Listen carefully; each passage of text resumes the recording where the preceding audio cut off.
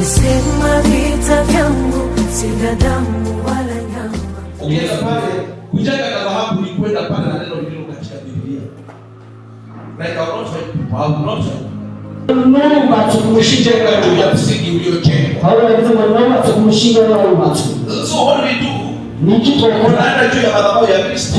Tunajiita na sababu ndio msingi. Kwa hiyo ni msingi. Tunajenga juu ya. Tunakaitua kujenga na dhahabu ni nini? Fedha ni dhahabu ni. It is going there. Ni na kusema ni kuvuka sitawahi sitopiga kutosamehea mtu kutawali Mungu, sitapigana na maadui, sitopigana na basi, nitaenda nje kuhubiri injili, nitakwenda kujini, nitakuwa nikiambia watu Yesu anaokoa.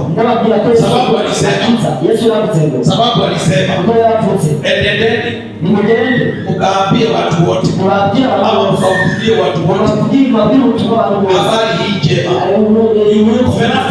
Useme katika moyo wako, sababu unajenga juu ya msingi kwa madhabahu ya Kristo.